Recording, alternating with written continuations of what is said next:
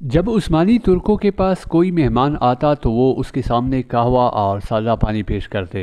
اگر مہمان پانی کی طرف ہاتھ بڑھاتا تو وہ سمجھ جاتے کہ مہمان کو کھانے کی طلب ہے، تو پھر وہ بہترین کھانے کا انتظام کرتے، اور اگر وہ قہوہ کی طرف ہاتھ بڑھاتا تو وہ جان لیتے کہ مہمان کو کھانے کی حاجت نہیں ہے۔ اسی طرح اگر کسی کے گھر کے باہر پیلے رنگ کے پھول رکھے نظر آتے تو اس کا مطلب ہوتا کہ اس گھر میں مریض موجود ہے۔ آپ اس مریض کی وجہ سے گھر کے باہر شور شرابہ نہ کریں اور عیادت کو آ سکتے ہیں۔ اور اگر گھر کے باہر سرخ پھول رکھے ہوتے تو یہ اشارہ ہوتا کہ گھر میں بالغ لڑکی ہے، لہٰذا گھر کے آس پاس بازاری جملے نہ بولے جائیں۔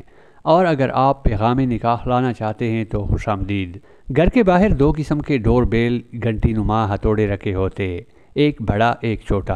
اگر بڑا ہتھوڑا بجایا جاتا تو اشارہ ہوتا کہ گھر کے باہر مرد آیا ہے، لہٰذا گھر کا مرد باہر جاتا تھا، اور اگر چھوٹا ہتھوڑا بجتا تو معلوم ہوتا کہ باہر خاتون موجود ہے، لہٰذا اس کے استقبال کے لیے گھر کی خاتون دروازہ کھولتی تھی۔ عثمانی ترکوں کے صدقہ دینے کا انداز بھی کمال تھا کہ ان کے مالدار لوگ سبزی فروش یا دکانداروں کے پاس جا کر اپنے نام سے کھاتہ کھلوا لیتے تھے، اور جو بھی حاجت مند سبزی یا راشن لینے آتا تو دکاندار اس سے پیسے لیے بغیر اناج و سبزی دے دیتا تھا، یہ بتائے بغیر کہ اس کا پیسہ کون دے گا۔ کچھ وقت بعد وہ مالدار پیسہ ادا کر کے کھاتہ صاف کروا دیتا۔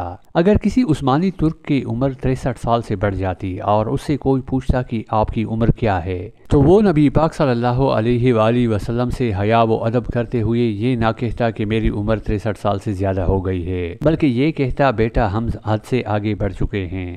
کیسا ادب، کیسا عشق تھا ان لوگوں کا، کیسی بہترین عادات تھی ان لوگوں کی۔ یہی وجہ تھی کہ عالم کفر نے سلطنت عثمانیہ کے غداروں سے مل کر ٹکڑے کر ڈالے۔